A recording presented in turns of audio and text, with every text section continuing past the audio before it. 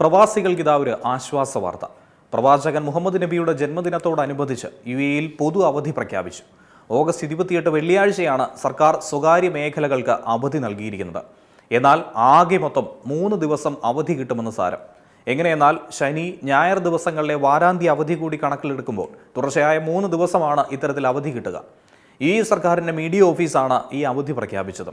എന്നാൽ എല്ലാ സ്വകാര്യ സ്ഥാപനങ്ങളിലെയും ജീവനക്കാർക്ക് ഒരേ രീതിയിൽ അവധി ലഭ്യമാകണമെന്നില്ല.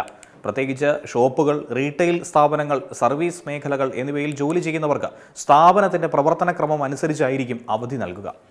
ഇസ്ലാമിക ചാന്ദ്ര കലണ്ടറിലെ റബീഉൽ അവൽ 12-ാം തീയതിയാണ് പ്രവാചകൻ മുഹമ്മദ് നബിയുടെ ജന്മദിനമായ മൗലിദ് അൽ നബിയായി ആചരിക്കുന്നത്. അതേസമയം UAE കാലാവസ്ഥയിലും മാറ്റങ്ങൾ തുടരുന്നുവെന്ന മുന്നറിയിപ്പും ഇതോടൊപ്പം തന്നെ പുറത്തു വരുന്നുണ്ട്. രാജ്യത്തിൻ്റെ വിവിധ ഭാഗങ്ങളിൽ പൊതുവെ തെളിഞ്ഞതോ അതല്ലെങ്കിൽ ഭാഗികമായി മേഘാവൃതമായിട്ടുള്ള അന്തരീക്ഷമായിരിക്കുമെന്നാണ് നാഷണൽ സെന്റർ ഓഫ് മീറ്റീരിയോളജി അറിയിച്ചിരിക്കുന്നത്.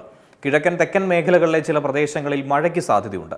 ഉച്ചയ്ക്ക് ശേഷം സംവഹന മേഘങ്ങൾ രൂപപ്പെടുന്നതിൻ്റെ ഭാഗമായിട്ടാണ് മഴയ്ക്കുള്ള സാധ്യത. കാറ്റിൻ്റെ വേഗത മണിക്കൂറിൽ 10 മുതൽ 25 കിലോമീറ്റർ വരെ ആയിരിക്കും. ചില അവസരങ്ങളിലാകട്ടെ ഇത് 40 കിലോമീറ്റർ വരെയും ഉയരാം. ശക്തമായ കാറ്റിനൊപ്പം പൊടിപടലങ്ങൾ ഉയരാനും കാഴ്ചാപരിധി കുറയ്ക്കാനുമുള്ള സാധ്യതയും ഇതോടൊപ്പം തന്നെ മുന്നറിയിപ്പിൽ പറയുന്നുണ്ട്. ഏറ്റവും പുതിയ വാർത്തകളും വിശേഷങ്ങളും വിരൽത്തുമ്പിലറിയാൻ സീ മലയാളം ന്യൂസ് എല്ലാ ഡിജിറ്റൽ പ്ലാറ്റ്ഫോമുകളിലും ലഭ്യം.